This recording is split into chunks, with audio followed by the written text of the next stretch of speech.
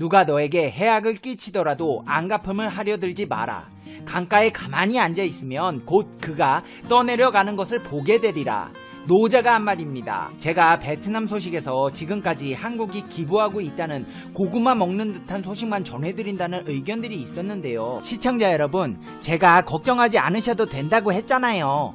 권선징악! 권선징악은 징악 이권선이라는 말에서 유래한 것으로, 악한 행위는 마땅히 징벌하여 바로잡고 선한 행위는 권하여 장려해야 한다는 뜻입니다. 옳고 그름을 분명히 따져 충신과 효자에게 상을 주고 난신과 적자에게 벌을 준다는 이 말이 현실에서 이루어지고 있다고 해서 화제입니다. 우리나라가 먹여 살리다시피 한 베트남에서 우리나라 기업들이 발을 빼고 글로벌 기업들이 공장 가동을 멈추고 있다는데요. 지금 바로 알아보겠습니다. 캡틴TV 팩트 체크. 베트남 현지 언론 응호이 라오에서 전 세계적으로 진행 중에 있는 현 사태로 베트남 전국적으로 약 34,900개의 회사가 올 1분기 베트남 시장에서 철수하고 철수 기업의 건수가 전년 동기 대비 2% 증가된 것으로 조사되었습니다. 베트남 기획투자부의 보고서에 따르면 이들 대부분은 현 사태에 대한 보다 명확한 상황을 지켜보면서 휴지 상태에 들어갔습니다. 철수한 기업들 가운데 18,600개 기업은 잠정적으로 사업을 중단해 지난해 같은 기간보다 26%나 증가한 것으로 전해졌습니다. 12,000개 이상의 다른 기업들은 해산을 앞두고 영업을 중단했고, 이는 전년 동기 대비 20% 감소한 것으로 나타났습니다. 그 외 4,100개는 해체를 위한 절차를 완료하고 있다고 전해져 베트남 현지에서는 떠나가는 기업들을 바라볼 수밖에 없는 상황에 비상이 걸렸습니다. 가장 큰 타격을 입은 기업은 주로 관광, 예술 및 엔터테인먼트, 부동산, 숙박과 식당, 서비스, 물류, 교육, 훈련 분야입니다. 특히 493개의 부동산 회사들이 빠른 속도로 번지는 현 사태로 인해 타격을 입어 일시적으로 운영을 중단했는데, 이는 2019년 수치 대비 94%라는 놀라운 증가율을 보였습니다. 이어 관광업계 1000여 개 기업도 타격을 입었습니다. 현 사태는 936개의 숙박 및 식당 서비스 제공업체와 1100명 이상의 물류 운영자들을 강타했습니다. 신설 법인 수는 소폭 증가했고 신규 등록 또는 추가 자본금도 감소했습니다. 한마디로 베트남 경제가 몰락하고 있다는 겁니다. 몰락하는 사업 분야는 이뿐만이 아닙니다. 건설사들은 베트남에서 발을 빼고 있습니다. 현 사태 확산으로 경제 위기가 닥치면서 베트남의 사회 간접 자본 건설에 차질이 빚어질 전망입니다. 민간 기업들이 타격을 입으면서 민관, 합작 투자, 건설 운영 양도 방식으로 진행하는 사업에 참여할 투자자를 구하지 못하고 있는 경우가 늘어나고 있기 때문입니다. 뚜엔깡, 푸토 고속도로 사업에서 민간 투자자인 수원지영 건설사가 자금난 때문에 철수하겠다고 선언했습니다.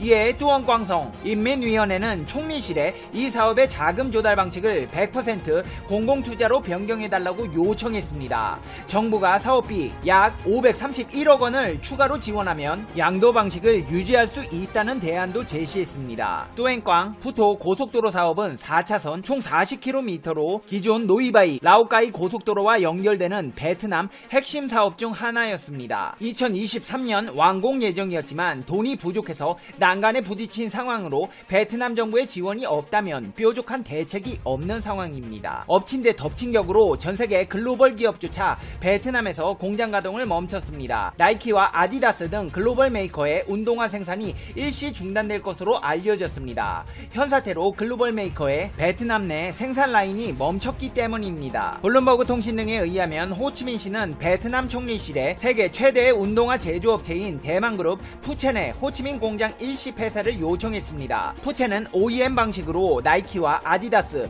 뉴발란스의 운동화를 베트남에서 생산 중입니다. 호치민에 위치한 푸첸사의 베트남 공장에서 한 해 3억 켤레의 신발이 생산되며 이는 전체 시장의 약 20%를 차지하는 물량입니다. 호치민시가 손해를 감수하면서 강력하게 생산을 멈추겠다는 결정을 총리실에 요청한 배경은 호치민시가 베트남 내에서 하노이 다음으로 이번 사태 확진자가 많아서입니다. 하루 3교대로 7만 명의 근로자가 계속 신발 생산을 하게 되면 근로자는 물론 인근 공장과 호치민시와 가까운 4개 지방이 있는 사람들에게도 영향을 미칠 것이라는 게 호치민시의 판단입니다. 호치민시는 확산을 방지하기 위해 호치민시와 인근에 위치한 공장들의 현 사태 감염 위험도를 평가하는 지표를 발표했습니다. 이 지표에 따르면 따르면 위험지수 80% 이상이면 공장 운영을 중단해야 하는데 푸첸사의 호치민 공장의 위험지수는 81%였습니다. 이렇게 베트남이 현사태로 인해 힘들어하는 가운데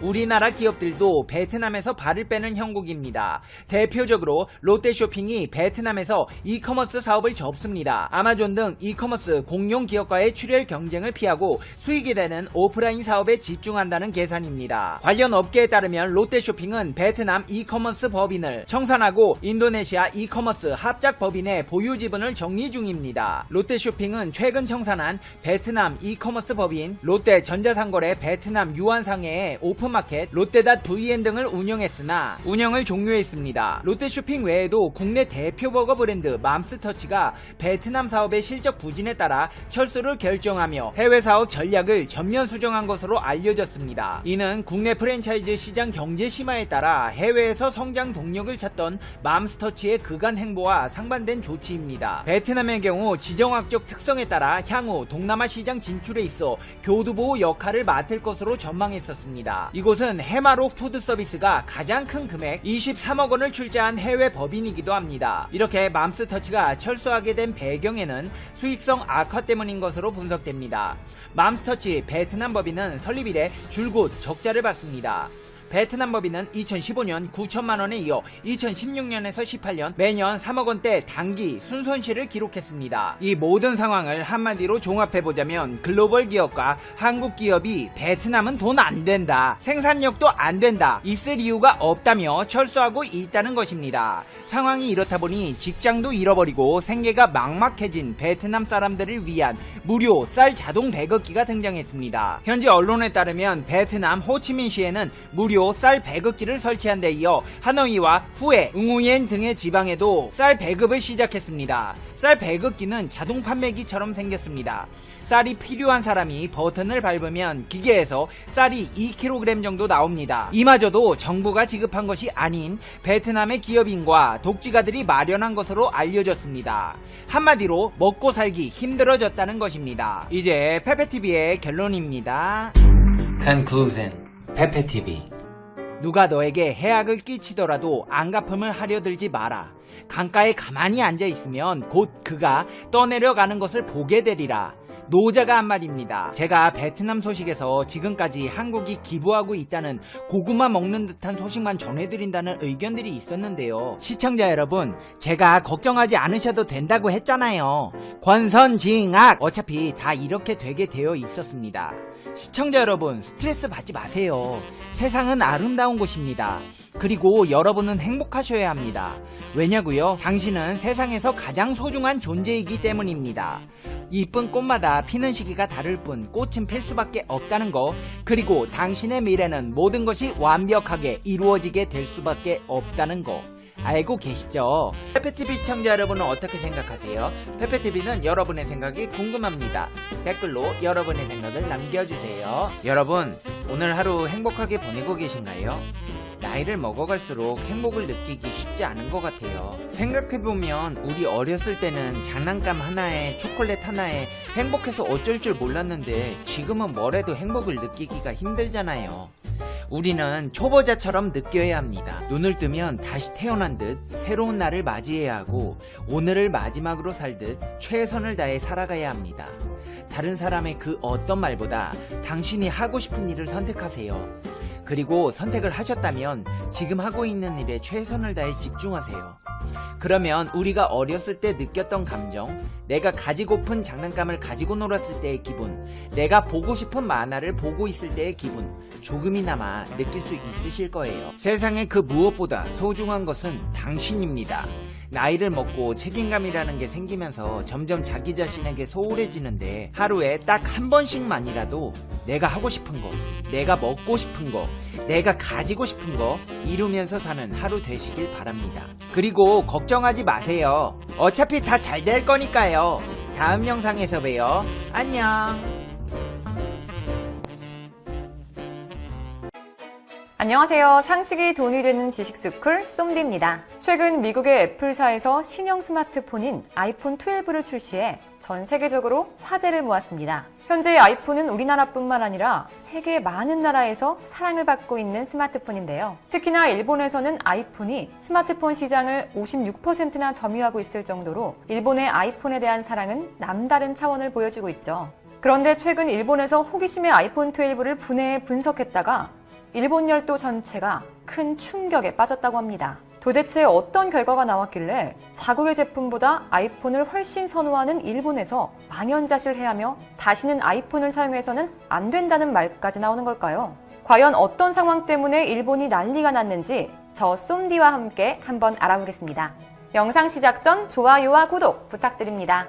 일단 결론부터 말하자면 현재 일본은 애플사의 아이폰한테 매우 삐져 있습니다. 왜냐하면 아이폰의 한국 제품의 비중이 제일 컸기 때문인데요. 심지어 아이폰을 구성하는 한국 제품의 비율은 아이폰 11보다 높아지면서 미국을 따라잡아 아이폰 제품 비중 1위가 되었고, 이 때문에 한국과 일본의 격차는 더욱 벌어져 일본 열도가 큰 충격을 받은 겁니다. 이에 일본 언론에서는 스마트폰 시장에서 한국의 돈무대가 시작됐다며 자책하는 반응들을 보였습니다. 니혼게이자의 신문은 도쿄에 있는 모바일 기기 조사 업체인 포말하우트 테크노솔루션이 아이폰 12를 분해한 결과를 토대로 부품을 가격 기준으로 분석해봤더니 한국 제품의 비중이 가장 컸다고 보도했습니다. 포말하우트는 가격 기준을 산정해 아이폰 12의 제조 원가를 373달러로 추정했습니다. 그런데 본인들의 예상과 다르게 한국 부품의 가격 비율이 원가의 27.3%에 달한다는 사실을 알게 된 겁니다. 이들의 분석에 따르면 한국 다음으로 2위에 오른 곳은 미국 25.6%로 아쉽게 한국에게 미국이 밀려 2위 자리를 차지했습니다. 그런데 일본을 포함한 나머지 나라들은 한참이나 가격 비율에서 밀렸는데요.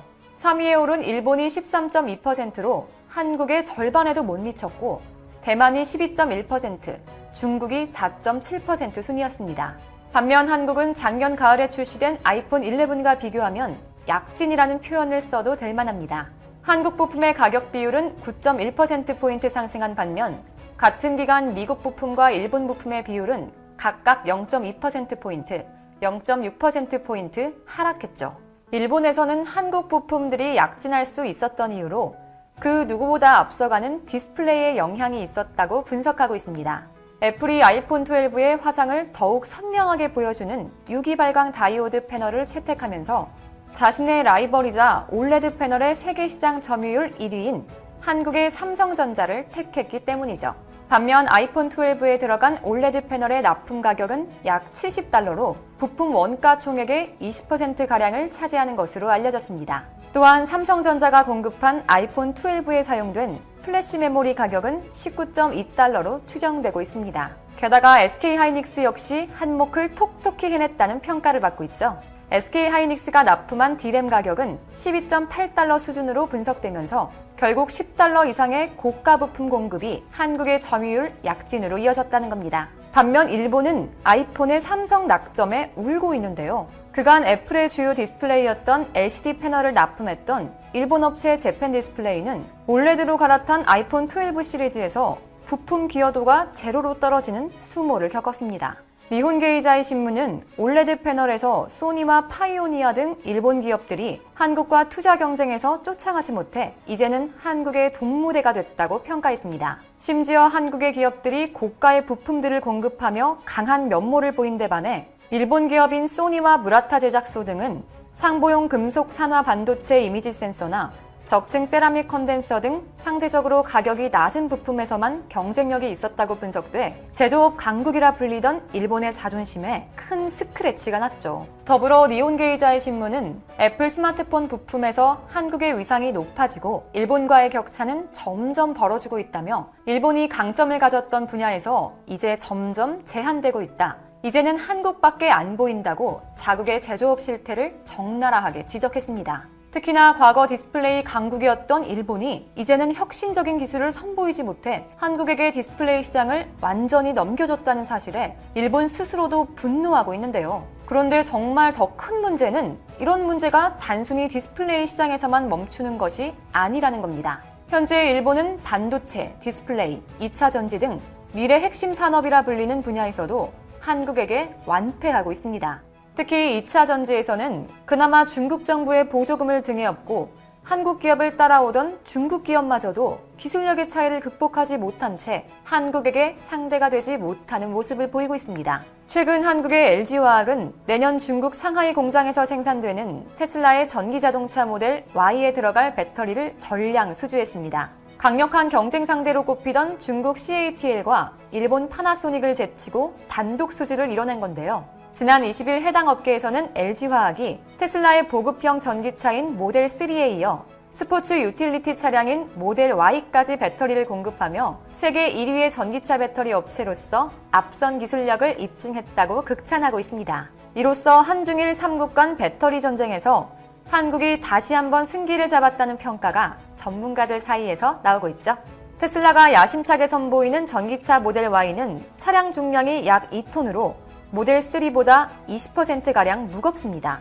때문에 테슬라는 상대적으로 가격은 저렴하지만 에너지 밀도가 낮아 출력과 항속거리가 떨어지는 LFP 배터리보다는 NCM 계열 배터리를 채택한 것으로 전문가들은 예측하고 있죠. 그래서 모델 Y엔 LG화학에서 생산하는 원통형 NCM 배터리가 장착될 것으로 알려졌습니다. LFP 배터리를 주력으로 해서 NCM 계열의 배터리 기술이 떨어지는 중국 CATL과 NCA 배터리 말고는 제대로 생산하지 못하는 파나소닉하고는 다르게 LG화학은 그 누구보다 앞서가는 배터리 기술을 통해 테슬라의 NCM 배터리를 공급하는 겁니다. 사실 그동안 업계에서는 모델 Y의 배터리를 한국의 LG화학과 중국의 CATL, 일본의 파나소닉이 배터리 공급 물량을 나눠서 수주할 것이란 관측이 있었습니다. 왜냐하면 파나소닉은 그동안 테슬라의 최대 배터리 공급업체의 지위를 가지고 있었고 CATL의 경우 중국 정부가 자국 기업이 생산한 배터리를 탑재한 전기차에만 보조금을 지급하는 배타적인 정책까지 쓰며 지원했기 때문에 테슬라 입장에서는 적절히 배터리 물량을 나눠서 발주할 것이라고 예측했던 건데요. 하지만 결국 뚜껑을 열고 보니 테슬라는 저렴한 가격과 기존의 협력업체와의 관계보다는 한국의 LG화학이 보유하고 있는 기술력을 택했죠. 이미 글로벌 전기차 배터리 점유율 1위를 달리고 있는 LG화학은 이번 모델 Y 배터리 전량 단독 수주로 앞으로 있을 순위 경쟁에서 한결 유리한 고지를 점하게 된 겁니다. 심지어 전문가들에 따르면 여전히 한국이 기술적으로 앞서가는 것뿐만 아니라 그 격차를 더 벌려 미래에도 한국의 기업들이 미래 시장을 주도할 것이라고 예측하고 있죠. 이런 상황이 되자 중국과 일본은 엄청난 충격에 빠져 망연자실해하고 있습니다. 그래서 중국과 일본은 그나마 가지고 있던 장점들마저 무력화되고 있으니 이제는 앞길이 막막할 겁니다. 하지만 한국은 여기서 만족하지 않고 지속적으로 미래 먹거리가 될 핵심 산업에서 수많은 나라들을 리드하기 위한 준비에 박차를 가하고 있습니다. 한국의 기업들은 반도체, 디스플레이, 2차 전지 등과 같은 분야뿐만 아니라 다양한 분야에서 미래를 내다보며 뛰어난 초격차 기술력을 선보이고 있죠. 이렇게 한국이 끊임없는 혁신과 미래 첨단 기술을 향한 도전으로 전 세계의 극찬을 받으며 미래 시장에서 경쟁력을 확보하자 일본과 중국은 자신들이 수성하고 있었던 산업 분야의 1위 자리도 한국에게 빼앗길까 노심초사하고 있습니다. 이렇게 한국이 계속해서 발전한다면 일본의 니혼게이자이 신문이 말한 것처럼 언젠가는 미래 핵심 산업에서 중국과 일본은 쪽박을 차고 최종적으로는 한국밖에 보이지 않아 전 세계의 주목을 받는 날이 오지 않을까요? 이와 관련된 여러분의 다양한 의견 댓글로 남겨주시면 감사하겠습니다. 혹시 주식 하시나요? 우리의 주식이 밥 먹듯 올라 지금 다운하면 현금처럼 쓸 수 있는 10만 원을 드립니다. 투자 성향에 맞춰 추천되는 마스터 종목, 종목이 급등하지 않을 땐 100% 환불. 무료로 내일의 급등 종목 한 개만 열람해보세요. 밥 먹듯이 오르는 주식 일시가 어플 올라! 지금 다운받으세요.